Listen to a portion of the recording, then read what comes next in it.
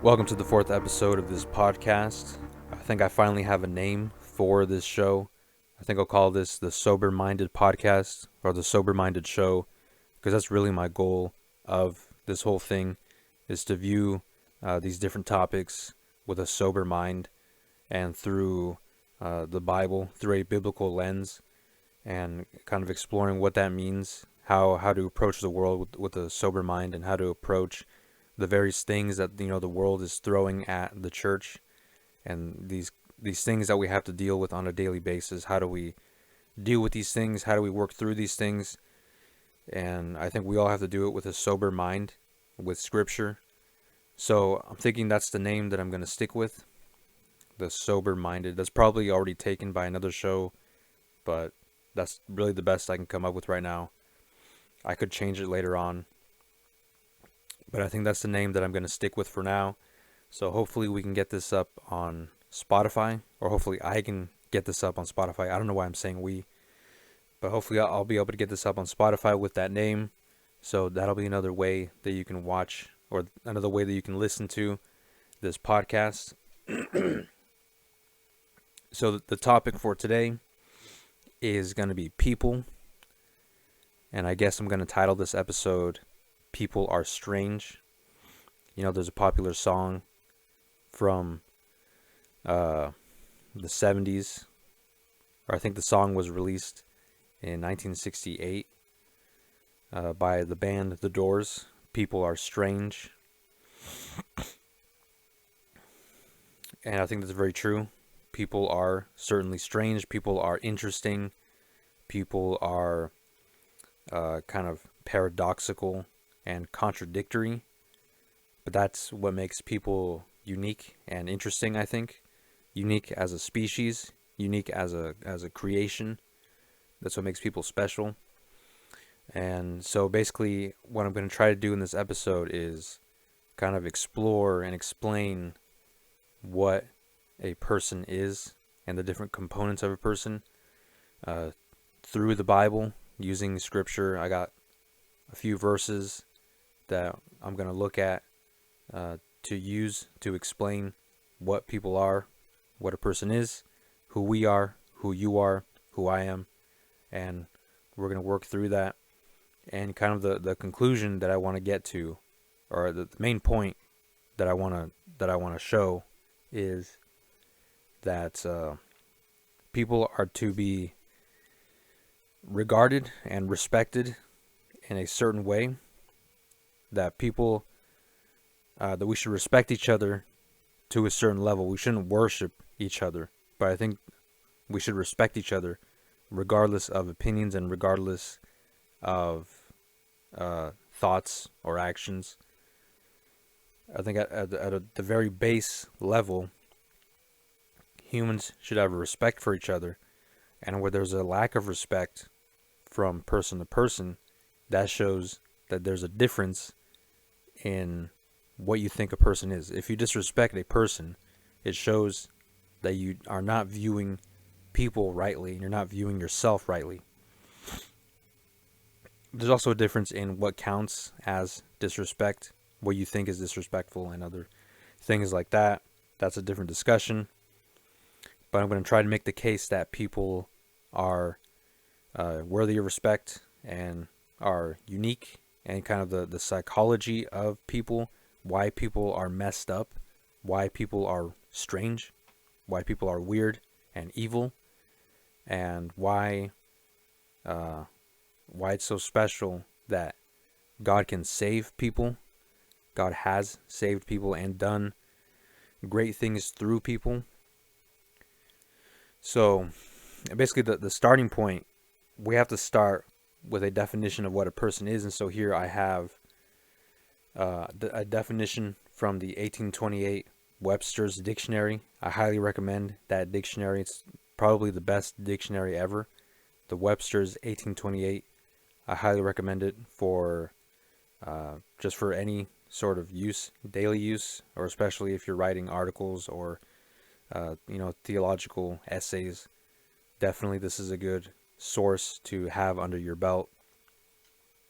But this is from that Dictionary, Webster's 1828. So this is the definition for the word person. Comes from the Latin persona, said to be compounded of per, which means through or by, and sonus, which means sound, a Latin word signifying primarily a mask used by actors on the stage. So that's kind of the interesting origin of this word person. It was used for masks when you're playing a role on stage. That's the word that they would use. You have different masks, you have different personas. So, but the way that we use the word, the definition is an individual human being consisting of body and soul. I want to add to that, and I'll get to that later. We apply the word to living beings only, possessed of a rational nature. The body, when dead, is not called a person. It is applied alike to a man, woman, or child. A person is a thinking, intelligent being. A man, woman, or child considered as opposed to things or distinct from them. So meaning that a person is not a thing, and you can't view people as things because they're simply not the same thing. A human being considered with respect to the living body or corporeal existence only.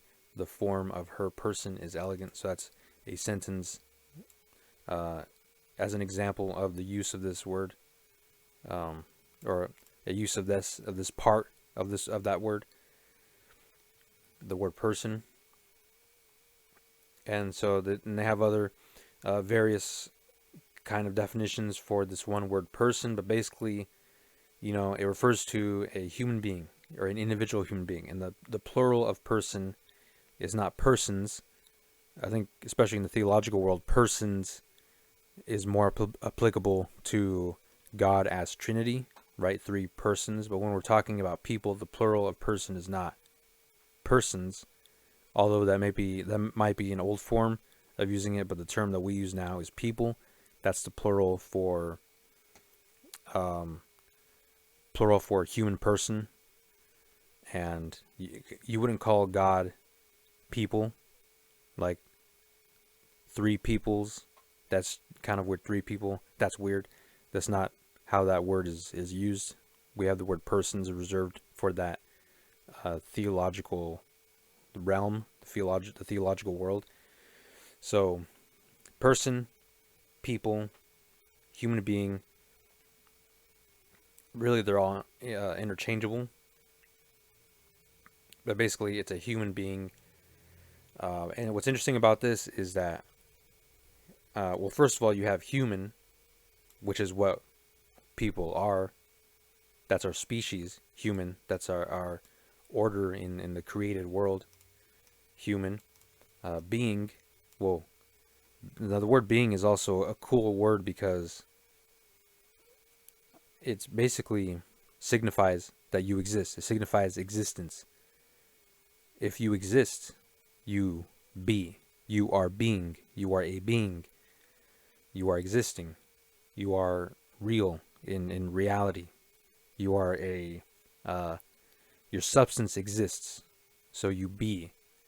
That's kind of the cool thing about that word, is that it's so profound, and it's kind of, it might seem kind of silly to some people to kind of make a big deal out of this word, but I think that shows the importance of vocabulary and the importance of defining words as they should be defined. So I think the word being, the word exist, pretty much interchangeably as a special word, especially when you consider how that idea of existing is kind of flipped upside down when in Scripture, when Moses says, when God tells Moses, when Moses asks God, who should I say sent me? Who should I tell the people of Israel sent me? And God says, tell them, I am sent you. God describes himself as I am, which is a twisting of grammar. That's not proper grammar. That's not how we speak of ourselves or of each other. We don't say I am or I be, which is a similar form of that. But God describing himself as I am or I be is basically a proclamation that he has always existed. And you really have to understand how big of a deal that is, because that just enlarges your view of God, and it expands your respect. It expands your reverence for God. When you understand how profound I am is, in the theological sense, and in the grammatical sense too. God doesn't care about grammar, so, and he has a command of grammar, and he chose to use those words in that certain way to make that proclamation that he has always existed, that he has been self-existent. He has been existing since before time was created. So that word be, that word am, and even the word are, A-R-E, be, being, it's all about existing. It's all about being. It's all about being. If you exist, you are, you be. But obviously the difference between God and man is that humans only exist for a certain amount of time.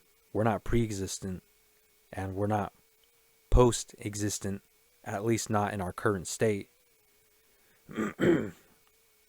That gets into a different topic about, what will we be in heaven or in hell also. What are humans after they're dead? Are we the bodies, or are we the spirits that dwell eternally? And do we cease being human after we're dead? Because what it takes to be a human being is body and soul. And I want to add to that, to this list here of what constitutes a human. Again, I'm going to get to that in a second. But just to summarize quickly, okay, human, that's our species. Being, we exist as human, as this species. And the criteria for being a human being is that we are beings that are human, that consist of body and soul.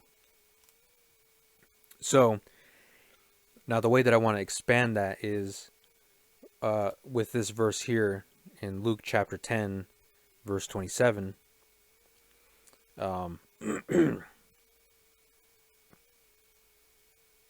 So this is when, Jesus asks somebody, what is written in the law? How do you read it? And the person answers, love the Lord your God with all your heart, with all your soul, and with all your strength, and with all your mind. And love your neighbor as yourself. Really, we're focusing on this first part here that I highlighted. So, now he's talking about people, about how does a human supposed to obey the law? How does a human love God? Well, with all the components of a human, which is heart, soul, strength, and mind. So instead of just viewing humans as body and soul, I think it should be expanded to these four categories: heart, soul, strength, and mind. These are the components of humans, and the bare minimum of what humans are. So then the next thing I want to show is the Greek definitions of each of those words. So here we have the Greek interlinear of that verse of Luke chapter 10, verse 27. It says the same things, and it just has the Greek words here. Also, this is a good site to use, Bible Hub. I recommend it. I recommend getting your own Bible program on the computer that has all this stuff built into it. It's just quicker to use when it's offline, and it's just more easier to look for things. This user interface is not the greatest in my opinion. I think there are better programs. I just haven't gotten around to downloading one, so I'm stuck with using what's available on the internet, which is not bad. I mean, it's all up to how easy this is for you to use. I'm just saying I've had experience with Bible programs that are offline, so I recommend those over this. But this is not a bad. It's not a bad option. But anyways, okay. Regardless of that, I got the Greek words opened up here. So, and I'll just go ahead and write down. And here I just have a basic paint program opened up. So I'm gonna write down H for heart, obviously. Soul, strength, mind. So in the Greek, the word for heart is cardia. You know, where we get words like cardiac arrest, refers to the heart. But of course, this word is not referring to the physical heart. When you use the word heart, or actually when you use any word, there's always a physical meaning to it and a metaphorical or metaphysical meaning to it. Some words, not all words, obviously. But so for heart, it refers to, here they have, it's used to refer to the character, inner self, the will, intention, or the center of a person. It might also refer to the mind, because the mind is where emotions are processed. And actually the heart is not the ancient people did not view the heart as the seat of emotions. That was the stomach or the gut. It wasn't until recently that the heart is seen as the seat of emotions. The reason why that change has been made, various reasons, I'm not entirely sure why. I'm not entirely sure how that progress began, how that change started. But I do know that in the ancient world, the stomach was seen as the seat of emotions because that's where you feel your emotions. You feel it in your stomach. You feel it in your gut. So that's the normal way how people referred to emotions. So the heart, don't think of emotions as the heart, but think of it as the character, the inner self, the will, sort of the drive, the motivation for a person. And I guess we can also attach the emotion to it, because emotion does play with motives. So I'll, and this writing is not going to be the best. I'm using a mouse to write. I'm not using a pen or anything, so this won't look as good, but I think it should be readable enough, at least.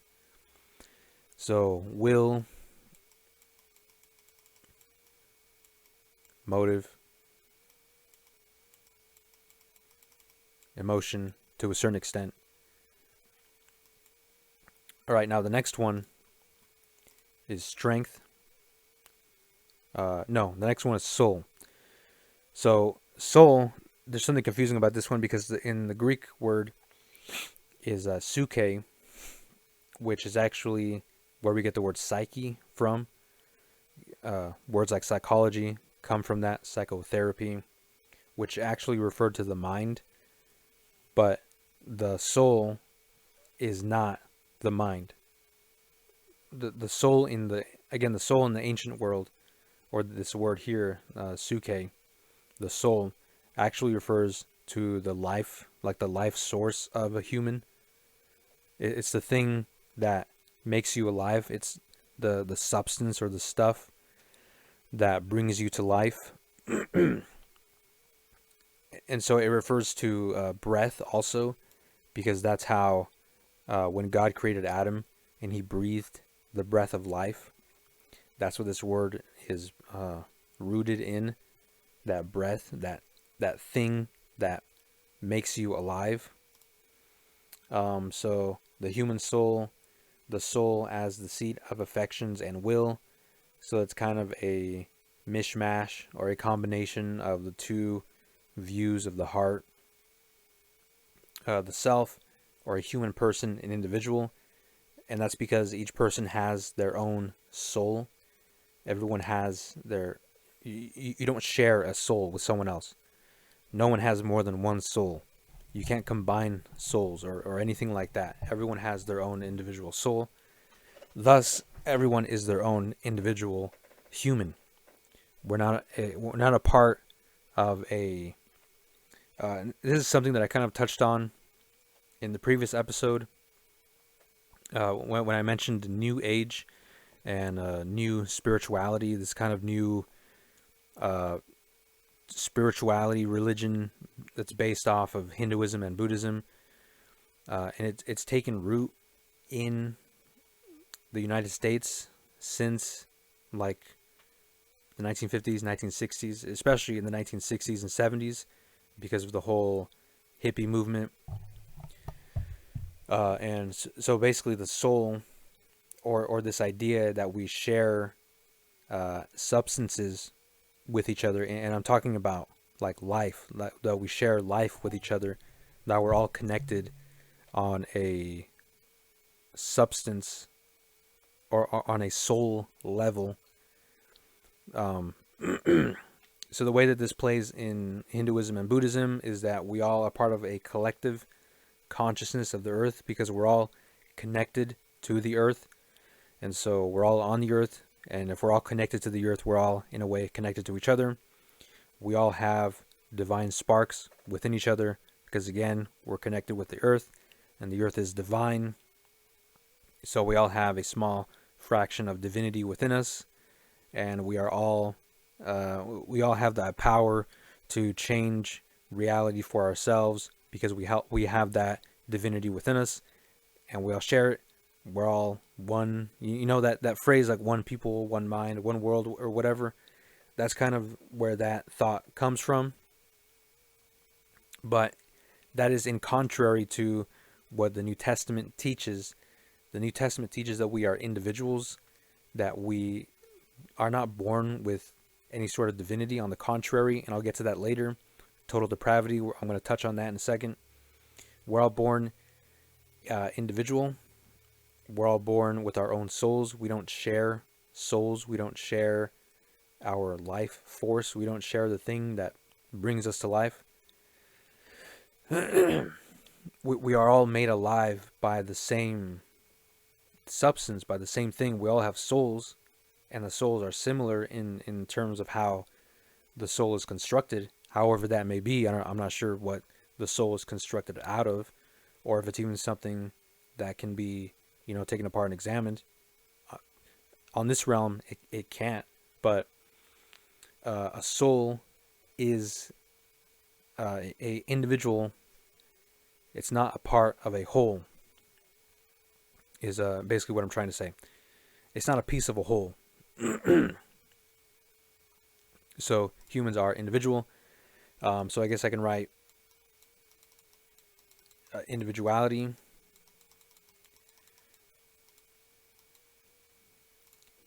And so right, and so that's what the self refers to.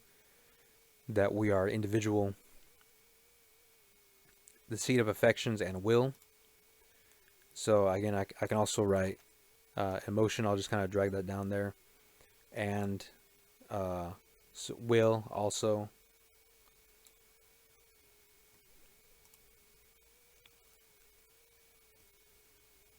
And also life.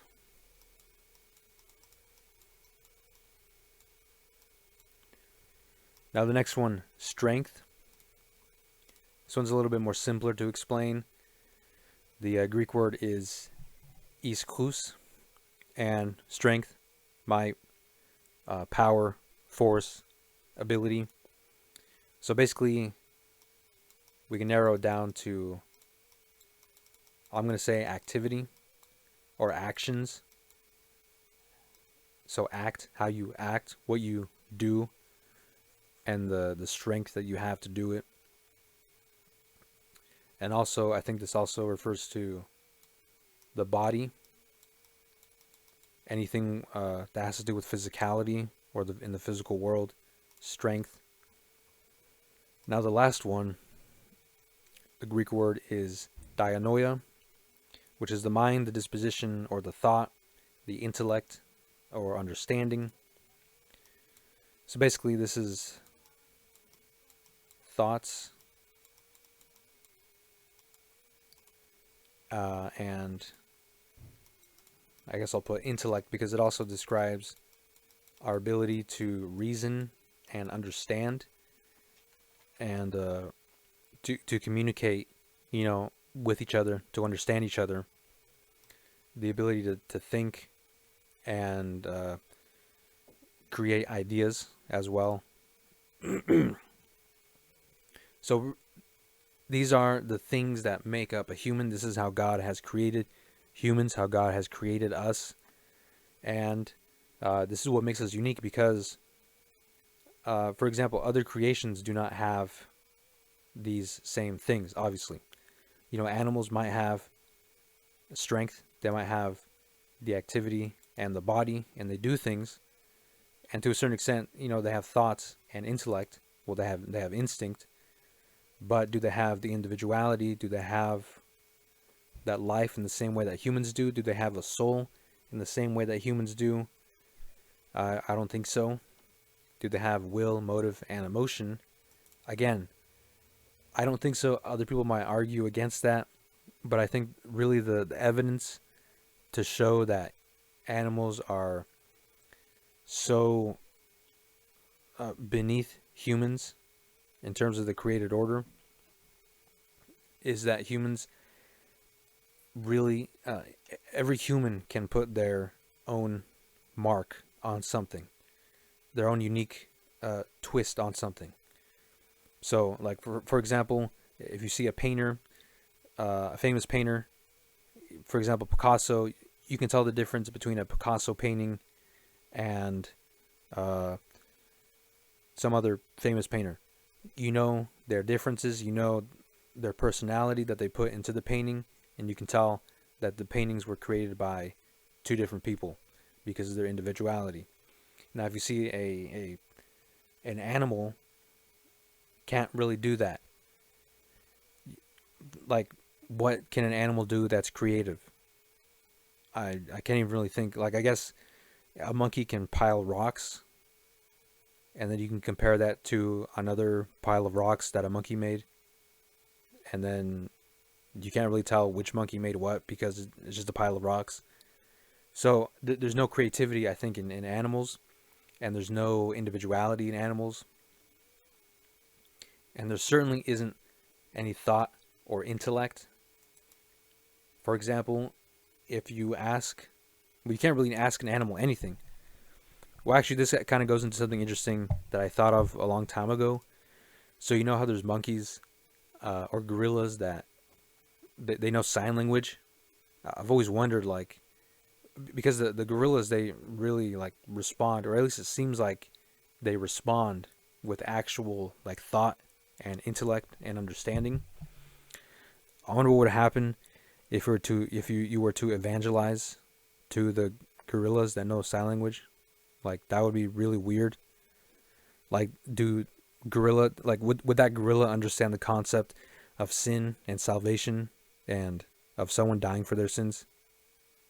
I don't think animals commit sins, but would they understand that concept? Like, and would they understand, or would they look at you crazy? Would they say, like, dude, you're crazy. I don't have a soul. You're insane. Why are you telling me about salvation?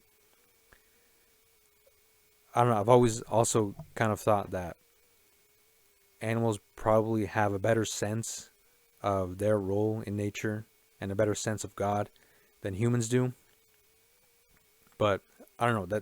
I'm getting way off topic. I never thought I was going to talk about that in this episode, but that is something that I have thought about in the past.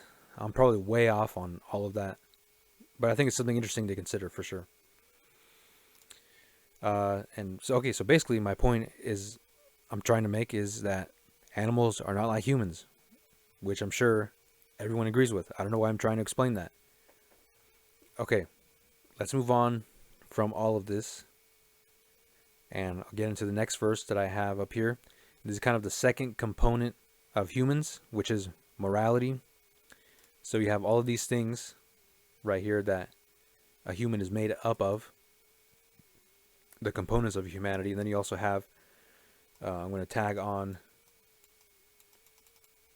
morality, which is kind of intertwined into all of these things here. Yeah. So morality is affected by each of these things, and it affects each of these things. So this is referring to, of course, the corrupted nature of all people, and this is because of original sin, because the first man, Adam, failed in his role, and he was the representative of all mankind, and so his failure has now changed the nature of the rest of the humans, which were progenerated after Adam. So now Adam and Eve had total free will, and they were still led astray by Satan, the accuser, the deceiver, the snake in the garden. And now, because of that, because of Adam's sin, the rest of the humans created after that, our nature is now restricted towards sin. It's inclined to sin. So this is the view of compatibilist free will, that our will is only inclined to what our nature allows it to be inclined to.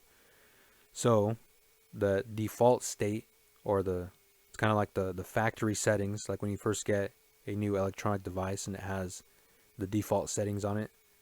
The factory settings of every human is inclined to sin. So that's our corrupted nature. So that means we're all born immoral. We're all born with immorality, or inclined to immorality, inclined to sin against God. So that's a huge problem, obviously. And so that's what this chapter is all about. This chapter in Romans, there is none righteous. There is none righteous, not even one. There is no one who understands, no one who seeks God. All have turned away. They have together become worthless. There is no one who does good, not even one. Their throats are open graves. Their tongues practice deceit. The venom of vipers is on their lips. Their mouths are full of cursing and bitterness. Their feet are swift to shed blood. Ruin and misery lie in their wake, and the way of peace they have not known. There is no fear of God before their eyes. So this is basically the default state of all humans. We are anti-God. We are against God. We are against Jesus. And that poses a huge problem, because if we stay in that default state, well, we're headed to eternal punishment, eternal destruction in hell. I'll get to that later. Of course, there is a solution to that. There is salvation from that eternal destruction, salvation from God's wrath. But I want to focus on how that affects the psychology, how that affects all this, how it affects the way humans act.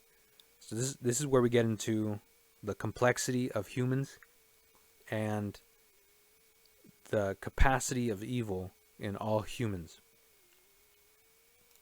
I think it's very common for people to think that, humans are generally good. That's a very common thing for the average person to say. Like if you ask anyone on the street, they'll say, I think most people are good. I think I'm good. I think you're good. Everybody's good. We're all good.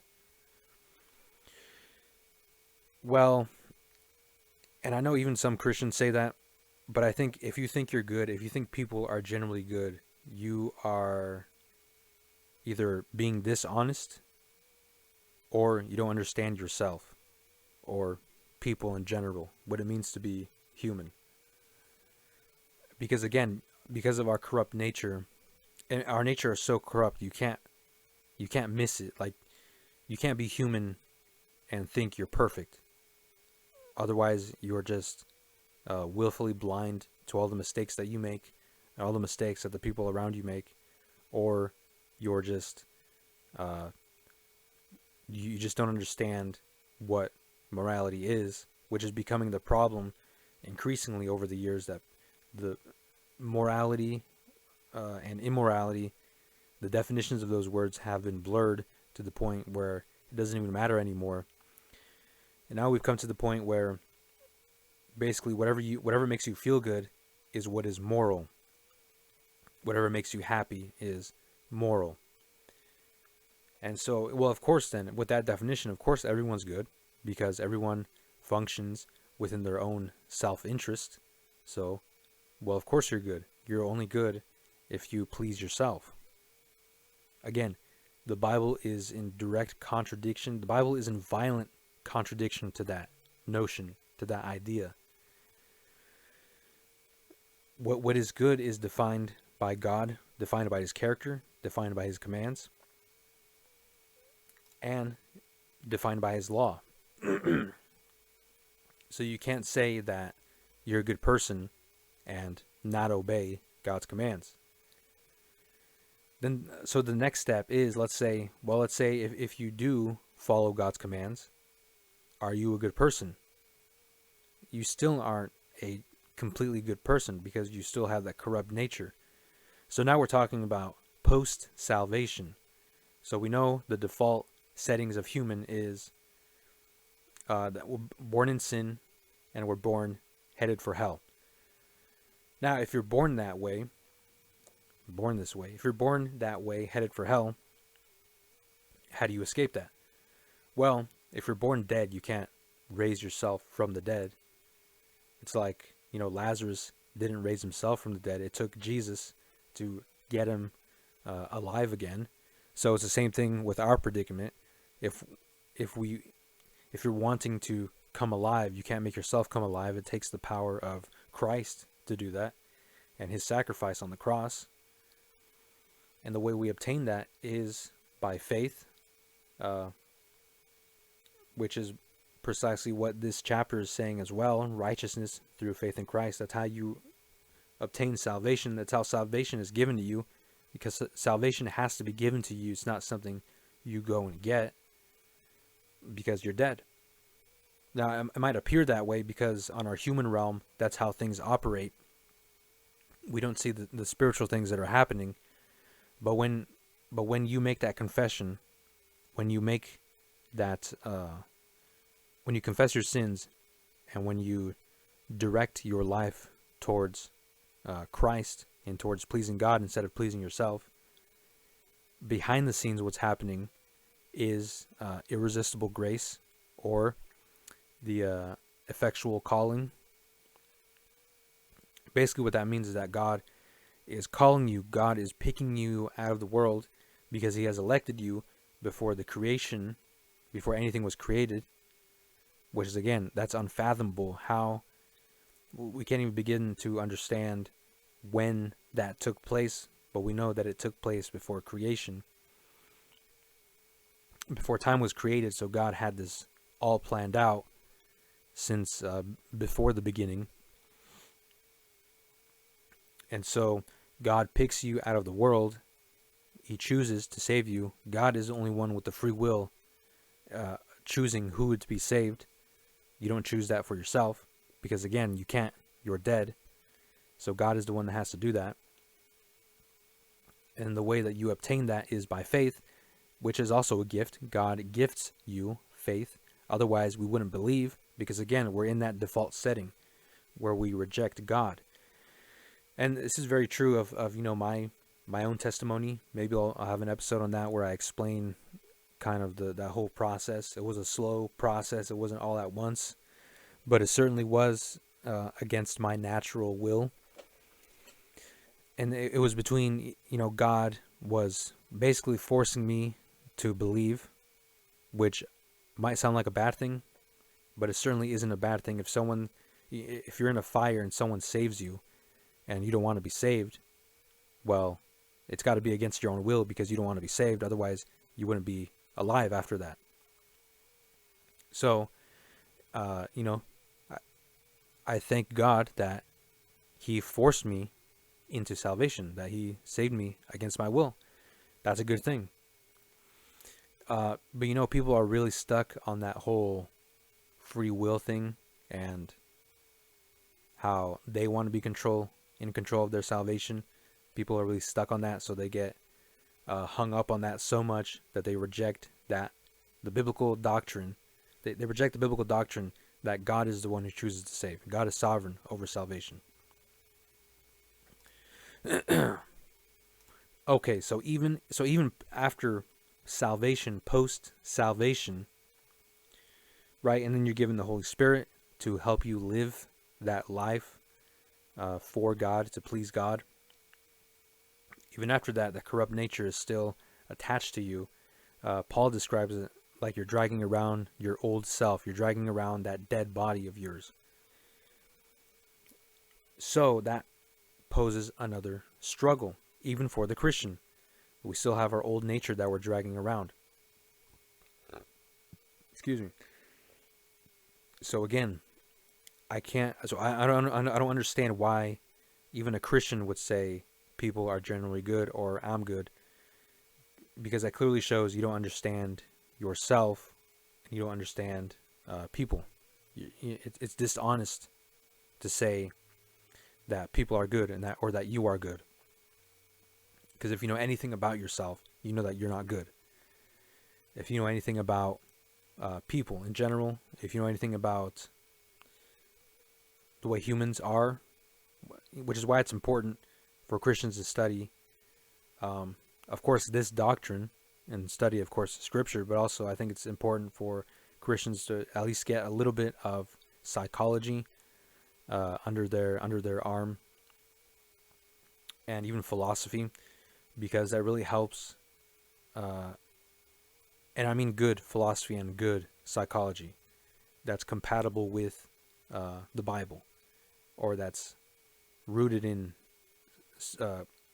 biblical principles, because that really helps mold your view of people and the world, the way the world works, and the way you work, the way your mind works, and things like that. And it helps you understand how God created people, and then that helps you interact with people on a deeper level. It helps you evangelize with people. It helps you craft art for people and make just different things. It helps you understand how to interact with the world better. So I think that's important, and I think largely the Christian church and of course the Protestant church is kind of afraid of philosophy and psychology, and especially I think people in general are just afraid of those kind of things. It's like, well, philosophy and psychology is for those who want degrees and everything like that, but for the common people, for the blue collar workers, philosophy and psychology is just way over our heads, and it's not even worth trying to understand. Or I think that whole thought it's messed up, because philosophy and psychology is just, and there's other subjects like that are attached to that, but those two in particular are just, it's learning about yourself, learning about other people and how people function, and you kind of doing a discredit to God and the Bible in a sense. Because it's like if someone gave you a gift and you kind of just take it and you kind of just hide it and you don't study it, you don't look at it, you just kind of leave it there and let it sit there, and you go and do your own thing. God has given us life and bodies. I think it's a good thing to study what humans are and why humans do some of the things they do.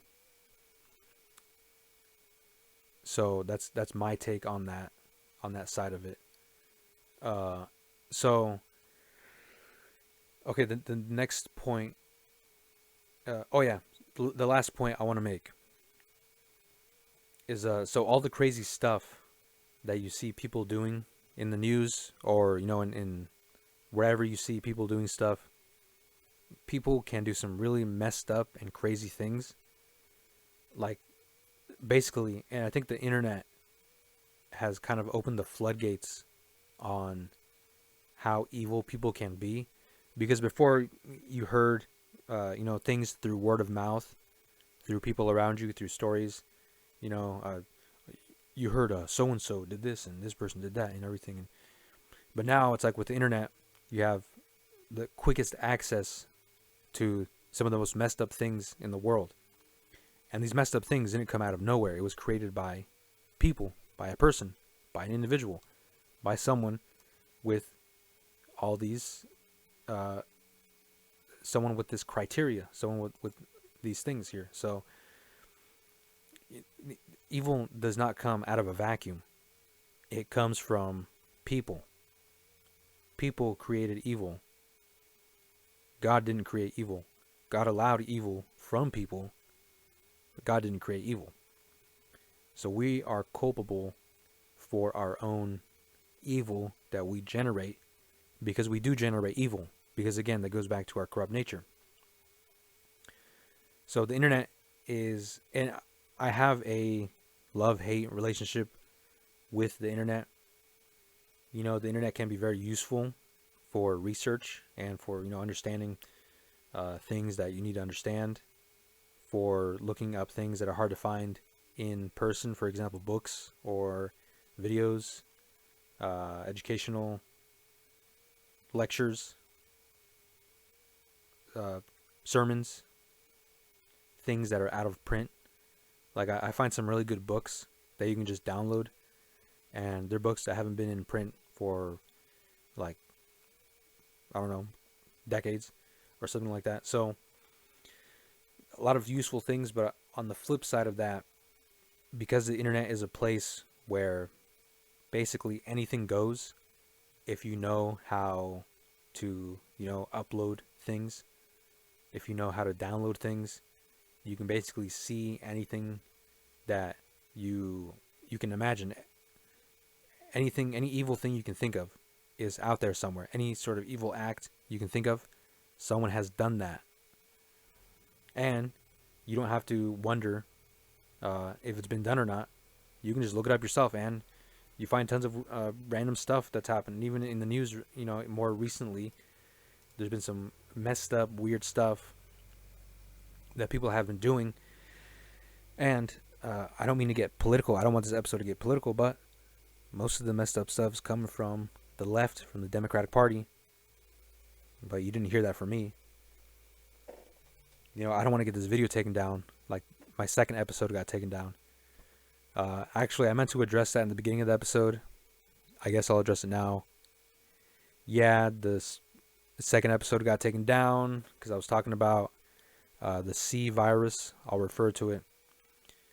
It was probably, some, or maybe more than one person that was just reporting it. It was probably just one person, because there was one person that was commenting on that video. I deleted their comments, and because they weren't adding anything to the discussion, they were just kind of re-saying the stuff that I was saying, but they were saying that I had the wrong opinion. And I'm like, well, that's what an opinion is. An opinion is not right or wrong. Well, I guess it depends. I think it depends on what it is. But I certainly wasn't doing anything against YouTube's terms of service or anything like that. So it was just someone who was salty about my opinions. They were offended, and they got the video removed. So that happens. That's certainly something I didn't see happening this early in my podcasting career. But it's going to happen. It's probably going to happen a lot more times. I look forward to that happening more, because it does make me feel like I'm doing something right. It does kind of bolster my pride a little bit. So I wear it like a badge. Anyway, so getting back to, I don't even remember what I was talking about. Yeah, people are weird. People are strange. But again, that adds to the complexity, the intrigue of people. It's like, wow, that's crazy. I wonder why they did that. And then you can do a whole lot of studying about criminal psychology and the way people operate, and that also leads you to, people like Sigmund Freud. Freud was a weirdo himself. He was kind of a weirdo, trying to explain why other people were weirdos. There's some interesting stuff, but you have to take everything with a grain of salt, and you really have to understand biblically what a person is, and then you'll know what psychologists to believe or not, because you can hold up anything next to the Bible, and you can see what's true, what's not, what's compatible with reality, and what's not.